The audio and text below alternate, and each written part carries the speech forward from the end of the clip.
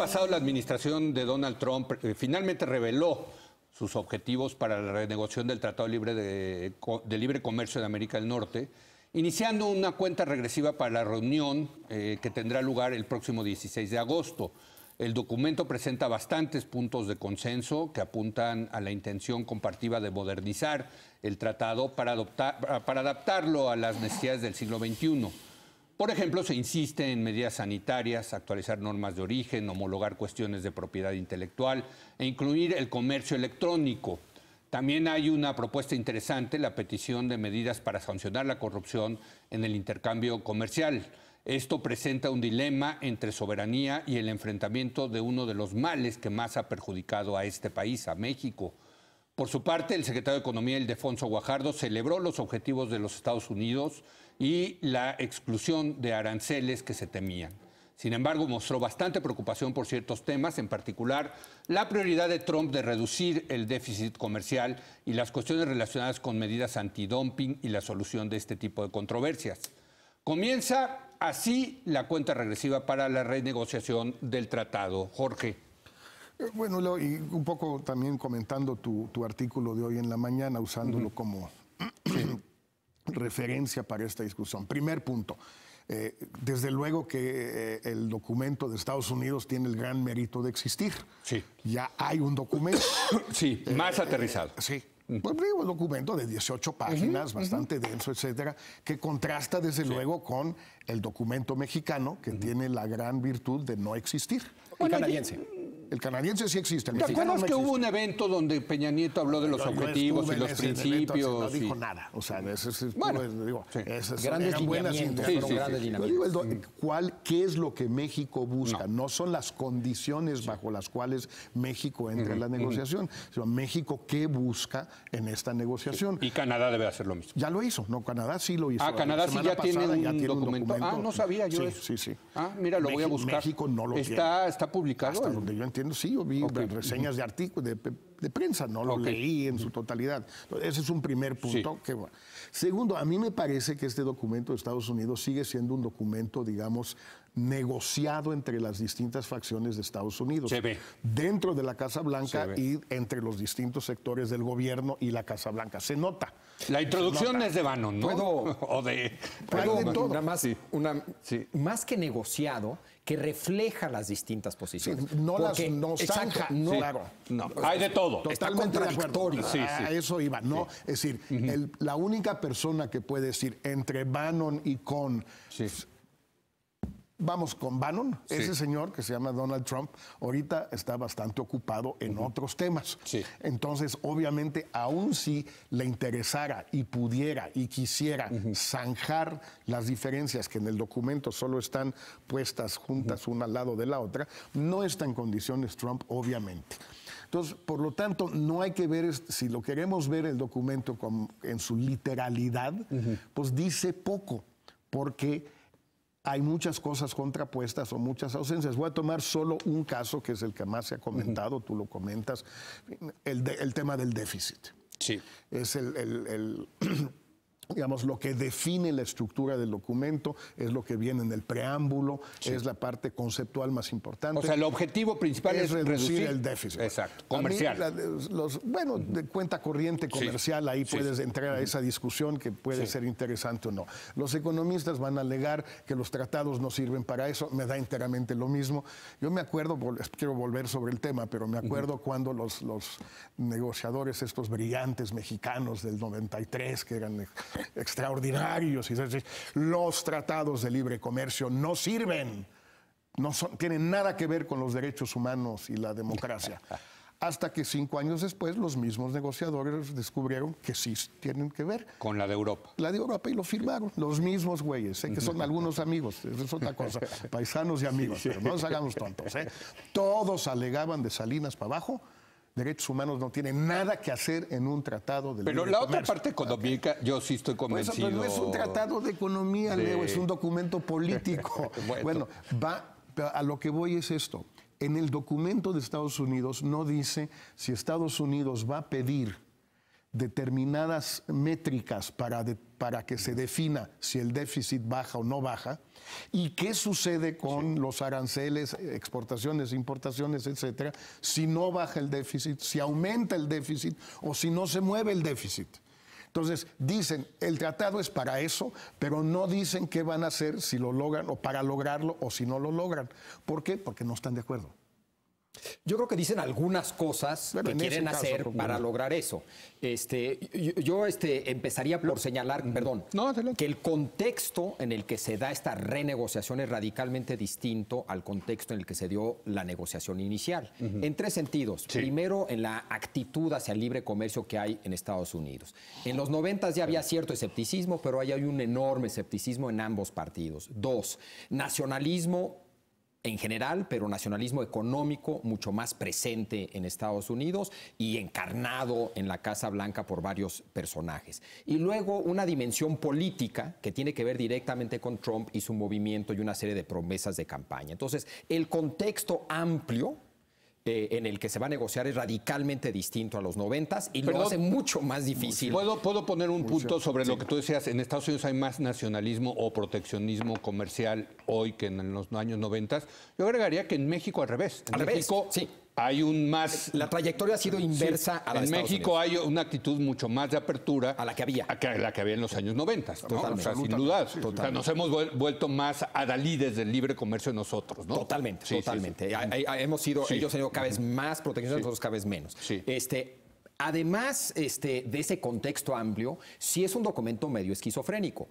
Claramente está reflejada una agenda modernizadora que retoma temas del TPP. Lo del TPP por completo. Claramente está ahí y claramente está reflejada una agenda mercantilista, que lo vemos en el tema del déficit comercial y ya en temas más específicos que tienen que ver con el capítulo 19, con el tema de las salvaguardas y que ya no seamos excepción a las salvaguardas, con el tema de las compras gubernamentales, etcétera, etcétera, etcétera. O sea, sí hay temas ya muy concretos que claramente no sabemos exactamente cómo las quieren utilizar, pero queda claro que las quieren utilizar en ese sentido. No, y en la letra chiquita puede ser donde se metan, digamos, las ventanas, se abran las ventanas para meter los aranceles y cuotas. Claro. Sí, ¿no? Si no pasa esto que yo deseo, que yo quiero, entran aranceles, entran snapbacks o entran voluntary export restrictions, VERs, o entran cualquiera de las otras medidas. Mira, por ejemplo, lo del capítulo... Sanciones comerciales. Lo que nos ha dicho Luis de la Calle es en el capítulo 19 del dumping. Hay muy pocos casos de dumping en el TLC comparado a otras regiones del mundo. Pero ahora México las puede litigar en un tribunal internacional, en un panel internacional. Si quitan el capítulo 19... se estaría litigando solamente en las Cortes de Estados Unidos. Y mientras tanto, el Ejecutivo de Estados Unidos puede poner aranceles y cuotas en lo que se resuelve. No solamente eso, sino que precisamente, y esto ya está medidito, el hecho de que sean paneles multinacionales ha limitado el número de casos. Correcto. Frente a China, que es como 5 veces más. Sí, tienen como 10-12% Exacto, ¿no? productos. Entonces, invariablemente, no solamente ocurre lo que acabas de decir, sino que va a haber más casos. Es preventivo. Exacto, ¿no? El que sean paneles multinacionales, ¿no? Y lo de las salvaguardas también es muy importante. Hoy por hoy somos una excepción a decisiones de este tipo y están solicitando en el documento abiertamente que dejemos de ser una excepción. Y pues eso es un problema, y más si vemos las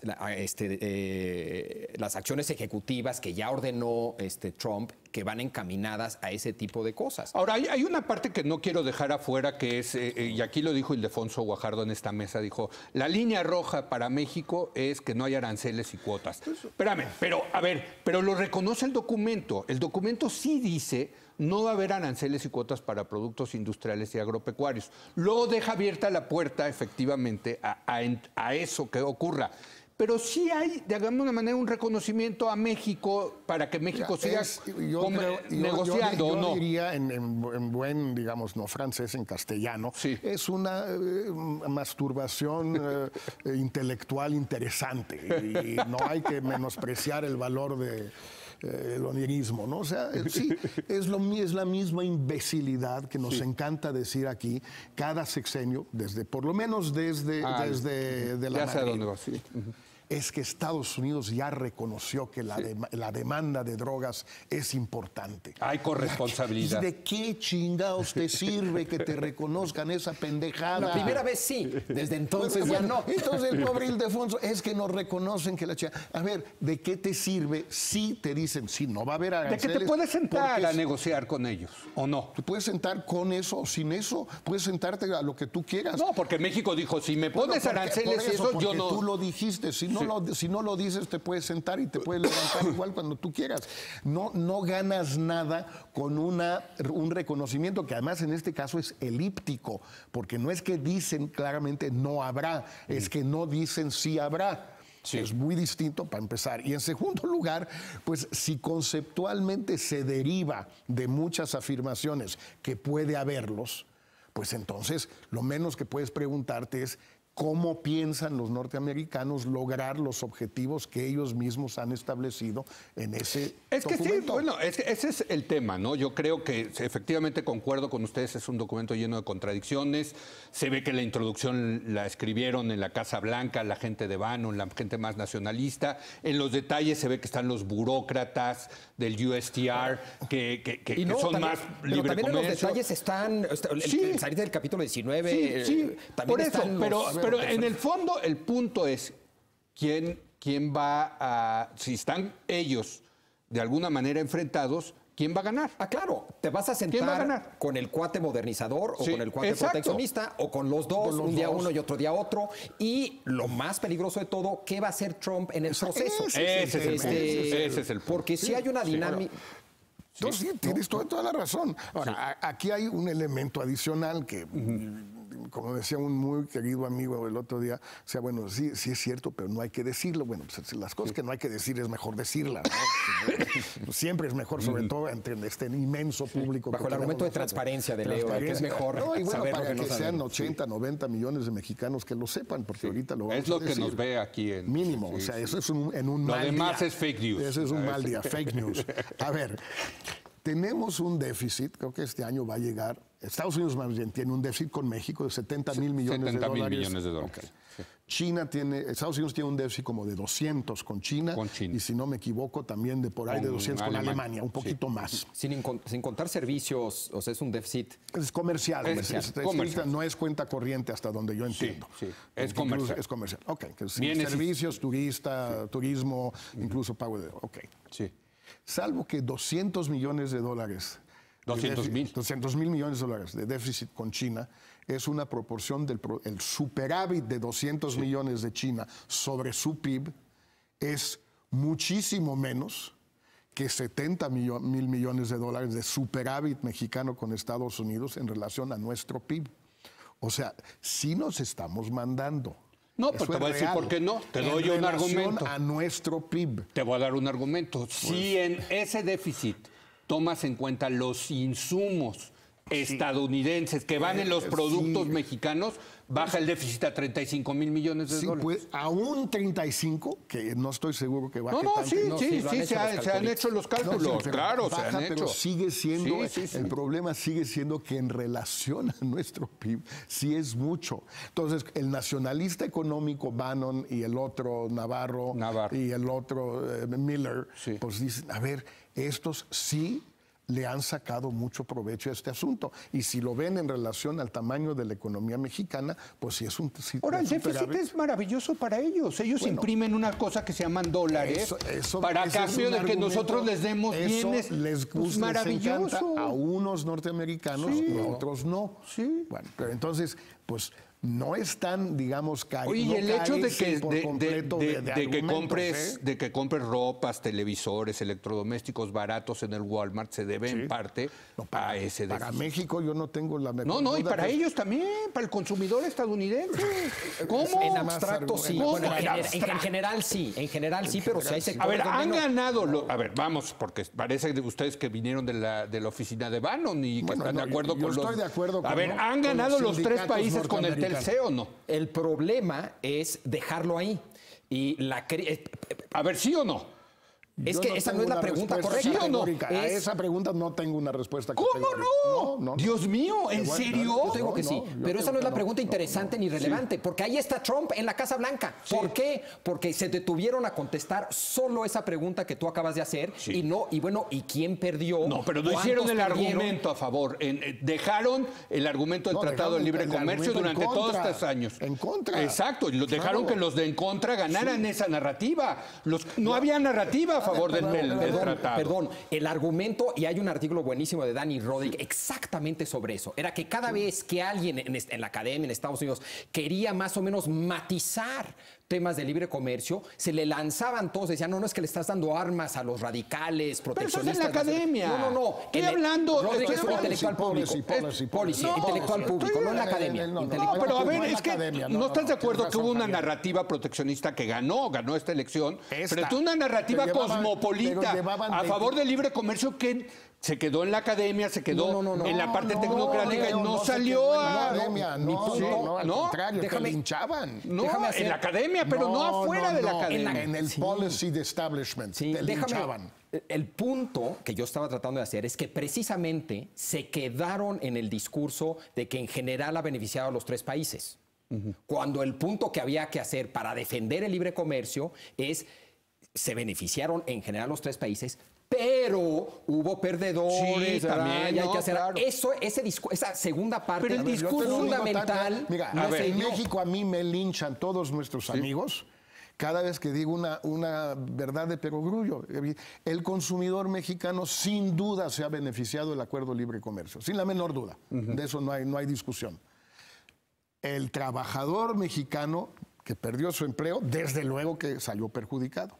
El trabajador mexicano que consiguió un empleo que no hubiera conseguido antes en el sector de exportación se vio beneficiado relativamente, porque está ganando una miseria para el nivel de productividad de la planta de la BMW en Puebla. A ver, tiene una productividad semejante a la de Alemania. Y su salario estancado. Estancado y a 10 veces menos. Sí. Hay un artículo bien interesante que quiero citar, no voy a traducirlo porque es muy complicado.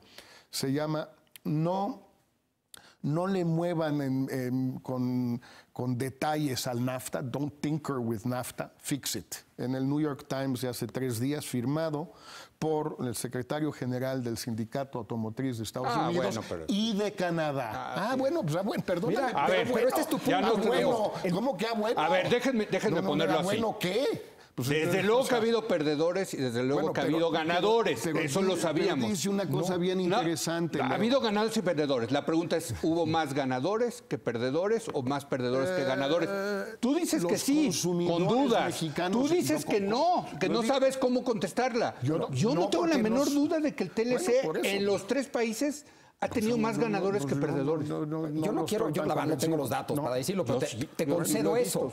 El punto es que la manera de defender, llegó un momento en que la manera de defender el libre comercio no era como tú lo querías de defender, con esa pregunta a secas.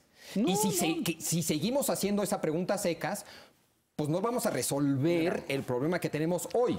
Tenemos que hacer una pausa. Párrafos, ¿Les parece que hacemos una pausa? Sí. Regresamos con tu... Porque seas sindicalistas mienten sistemáticamente, Leo, Pero tienen un interés muy grande, ¿no? Eso es defender a sus trabajadores, claro, hay que saber que... Para eso son los sindicatos. Para eso es, exacto, ¿no? Y eso sí han sido perdedores. O sea, vas a dar datos que utilizan los perdedores. ¿Estamos de acuerdo? Sí, bueno, a ver, pero en el tiempo... ahorita entramos. Bueno, regresamos y le damos también a una breve repaso a lo que ha pasado con Trump, si les parece. Que va junto con, por lo menos para ver con quién vamos a negociar. Así es. Regresamos en un momento más. ¿Ya no va a estar en la Casa Blanca?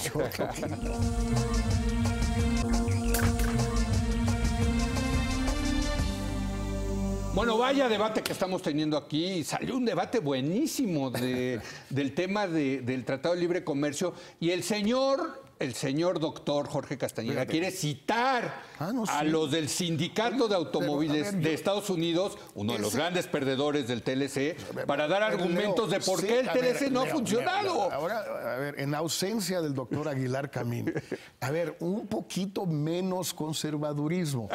Los sindicatos han defendido los intereses de los trabajadores desde hace 150 años en el mundo. Correcto. En particular, los sindicatos automotrices en el mundo entero han sido los más progresistas, los que han logrado más conquistas para los trabajadores en el mundo. Y por eso se le han ido. Con una gran excepción, por cierto, donde no han defendido una pura chingada nunca, aquí. Y por eso se han ido las fábricas a los lugares. Tercer lugar, el UAW en Estados Unidos es seguramente el sindicato más progresista de ese país desde los años 20. Ha habido otros en distintos momentos. ¿Los Teamsters? No, esos nunca fueron muy progresistas. En los años 30. Sí, bueno. En 1990, cito el artículo, los datos nada más. En 1993, Estados Unidos tenía un déficit con México en materia automotriz de 3.5 mil millones. Para el 16 y el déficit llegó a 45 mil millones de dólares para Estados Unidos. Ese es lo que consideran ellos que es, digamos, una pérdida para ellos. Sin embargo, los trabajadores mexicanos no se han beneficiado de este mal acuerdo. Los salarios mexicanos se han estancado en términos reales desde el NAFTA en 94. El trabajador automotriz promedio en México gana $3 la hora o menos, a pesar de las utilidades de la industria. El americano gana hasta más de $40 la hora. Correcto. Gracias a sus sindicatos. Exactamente. Y su productividad. ¿Pero por qué? Porque el gobierno, los empleadores y el principal sindicato mexicano, la CTM, se están coludidos para mantener contratos de protección sin el consentimiento de los trabajadores. Por ejemplo, en la nueva planta de Honda en El Salto, Jalisco, la empresa despidió a los líderes de un sindicato independiente y echó a los miembros del sindicato de la planta. En 2011, PKC, una autopartera finlandesa en Ciudad Acuña, Coahuila, tampoco permitió que hubiera un sindicato. La BMW se comprometió en julio del 14 a gastar $1,000 millones en el estado de San Luis Potosí, después de haber firmado un contrato de protección con la CTM. Estos trabajadores de la BMW, es decir, que hay que comparar con Baviera, con Stuttgart, creo que están ahí, si no me equivoco. No, en Múnich. ¿La BMW está en Múnich o está en Stuttgart? No, yo la visité, por eso tú sabes. En Múnich. Les van a recibir un poquito más de $1 la hora, ¿sí? Y el tope de su salario será de $2.50 la hora. Los de la BMW en San Luis Potosí. Entonces, cuando yo digo que sí no ha beneficiado tanto a los no consumidores mexicanos, a los consumidores sí, por lo que todos compramos. Sí, más barato. Sí. A los otros mexicanos, o todos somos consumidores, pero otros también somos otras cosas. Estos, yo no veo el gran beneficio para ellos. Déjame nada más hacerte una pregunta. Si no existía el Tratado de Libre Comercio y no hubieran venido la BMW o esos, ¿en qué estarían esos trabajadores? Ganando la misma porquería en otra parte. No tendrían trabajo. Economía informal. No tendrían trabajo, tendrían un trabajo peor. O sea, ganando mejor. $1 la hora, Leo. Bueno, yo no estoy de acuerdo que ganen $1 la hora, desde luego. $8 pero diarios. ¿Cuál es la alternativa? Quizás estarían todavía peor si no existiera esta son realidad. Dos mínimos. Pero en una planta de la BMW. El problema es quedarte en o Estados Unidos o México. Doy el ejemplo de Alemania, donde los sindicatos son todavía más poderosos. Entonces el problema, y es un país que si exporta, caray, Alemania exporta. Entonces claramente los sindicatos per se no son un obstáculo a exportar y a libre comercio. Al contrario, son impulsores como lo fueron en Estados Unidos, de los principales impulsores de los tratados de libre comercio en Estados Unidos en los 60s y 70s fueron los sindicatos. Dejaron de serlo porque precisamente su gobierno dejó de atenderlos, a diferencia del gobierno alemán. Entonces yo quiero pensar que en México hay una tercera alternativa donde la pregunta no se queda en ¿estamos mejor o peor? Punto. No. ¿Y qué hacemos con los perdedores? ¿Qué hacemos con los salarios? No, eso estoy de acuerdo. Y esta renegociación incluye la posibilidad de atender algunos de esos temas. Sí, pero a ver, déjame decir. Tú fuiste el primero en decirlo, en el de la corrupción. Ese te gusta a ti. Ese me gusta. El de los salarios no te gusta, salarial, pero a mí sí me gusta. A ver, déjame poner todo sobre la mesa. Que digan, vamos a utilizar el tema laboral, ¿no? Para fortalecer a los trabajadores de México, el salario de los trabajadores de México, y si no cumplen los mexicanos les vamos a poner un arancel. O sanciones. Pierdes los beneficios comerciales. ¿A dónde se va a ir a producir las automotrices? No estoy tan seguro que... ¡A China! ¿Ah, sí? A Vietnam, a Corea, ¿a dónde? En China... Entonces sigamos con sindicatos blancos, sigamos con salarios estancados, no obstante que aumenta la productividad y muchísimo. Muchísimo. A ver, eso de la productividad ya lo vimos en el documento de McKinsey de los dos Méxicos. En estas industrias. Y ha subido la productividad, pero también ha subido la compensación. La compensación. Acuérdate del argumento de los dos segmentos. Leo, precisamente. Ha crecido más que la de... ¿Quieres hacer una apuesta? No voy a hacer una apuesta porque yo solamente las hago con Castañeda. Ya ni contigo las voy a hacer. El salario en términos reales en estos sectores modernos de México está estancado. Claro, sí. Bueno, ha crecido más que el otro que se ha caído. Si lo quieres ver así. Si quieres, pero a ver. Ha estado estancado. Yo solo, para terminar rapidísimo, a mí me encantó tu artículo sobre la inclusión del tema de la corrupción, pero yo sí creo que qué bueno que los norteamericanos quieren incluir el tema salarial. No sé cómo hacerle, pero no me preocupa mayormente. O sea, yo no tengo problemas en que digan, si los salarios mexicanos no crecen, pierden los beneficios del libre comercio con Estados Unidos en esas industrias donde no crecen. Y si la empresa se quiere ir a China, pues tampoco va a tener esos beneficios si se va a China. Entonces, a ver si se van a China y sin poder exportar a Estados Unidos libre de aranceles. No, bueno, entonces tú eres un proteccionista, pero yo quiero usar no de closet. Eres abiertamente proteccionista. Para mí es más importante que suban los salarios ya en México después de 25 años de estancamiento. Eso es más importante para mí que las virtudes abstractas del libre comercio para el consumidor. La pregunta... Para mí... Si me hubieras preguntado al principio... Es un noble y notable propósito. Pero no es la pregunta es si lo vas a lograr a través de esto. Ya lo que sí sabemos... Esa es la pregunta. Lo que sabemos es que durante 23 años de lo anterior no lo logramos. Eso sí lo sabemos. Bueno, lo mismo con la corrupción. Nos tenemos que ir. Derechos humanos. Lamento que los norteamericanos no hayan metido derechos humanos. Ojalá los canadienses lo metan. Y sobre todo, ¿por qué en México no lo meten? Pero ¿con qué cara este gobierno de Trump puede meter el derecho humano? Por eso ellos... pero dirías, oye, si es esquizofrénico pues el documento... México sí puede. México puede. Canadá es el mejor ubicado. Sí, pero este gobierno de Trump, derechos humanos... No les importa en lo más mínimo. Nada, en lo mínimo, al revés. Hasta parecen mexicanos. Oigan, ya no hablamos de Trump... Y tenemos que también el tema de los tiempos en la renegociación, que es un tema interesantísimo. En la agrícola dejamos el tema agrícola. Entonces, ¿por qué no es bien importante? Muy importante. Sí. ¿Por qué no retomamos la semana que entra el tema de la renegociación? Los tiempos de la renegociación y a ver si ya nos da tiempo de hablar de Trump antes de que se vaya, si no vamos a acabar. Se va a ir. Porque dice Castañeda que se va, entonces vamos a acabar hablando cuando ya sea expresidente. Cuando inventé esta cosa del indulto, de que ya resulta que quien buscó ya averiguar si puede o no ser perdonado por sí mismo o por alguien más es Trump. Y si puede él perdonar o indultar a su familia.